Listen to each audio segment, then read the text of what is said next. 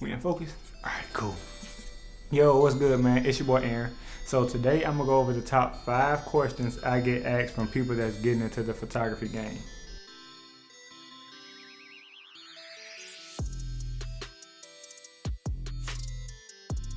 The number one question I get asked a lot is what camera brand should I buy? I think that's a very biased question and not a very good question to ask someone because 9 times out of 10 they're gonna recommend you the camera that they like.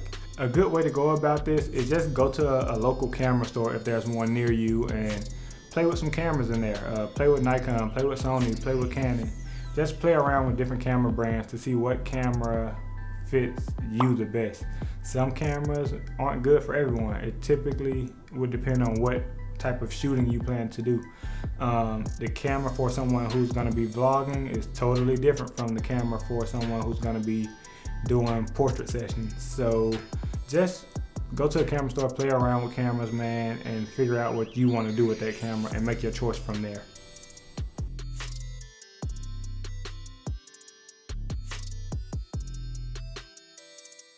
The next question I get asked a lot is what camera lens should I buy? That's a pretty hard question because there are so many camera lenses to choose from. But ultimately, I think it depends on what you plan to shoot with the lens. The lens recommendation for someone who shoots weddings would be completely different from the lens recommendations for someone who shoots, let's say, wildlife or sports. So knowing what you're going to shoot is important to know what lenses you should be getting next. If you're shooting sports or wildlife, of course you're going to need something long and telephoto like a 70 to 200 or even like a 200 to 400 millimeter lens.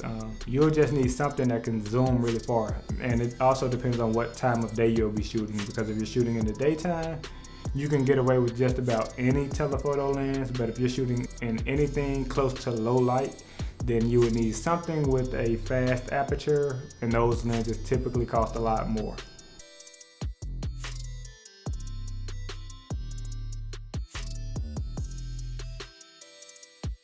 My response to that question is always, what camera are you shooting on? If you're shooting on a full frame camera, then a 50mm lens really is a 50mm lens. But if you're shooting on a crop sensor camera, then your 50mm lens is no longer a 50mm, it's more like a 85mm lens. So knowing what camera body you're shooting on is very important to know what lens you should buy.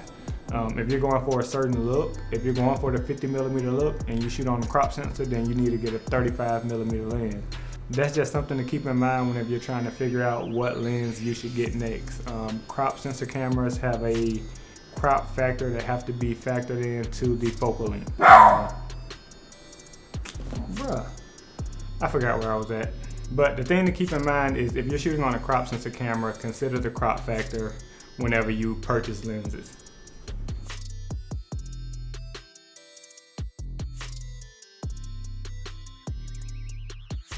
In 2020, if you don't already own a camera, I'm gonna just say go ahead and get a mirrorless camera. A mirrorless camera will be much easier for you to learn photography if you have no prior experience in photography. Mirrorless cameras are just easier to use and a lot more user-friendly. So if you have no prior knowledge of photography or you don't understand how to shoot manually in photography, I recommend a mirrorless camera. They're pretty user-friendly and easy to learn.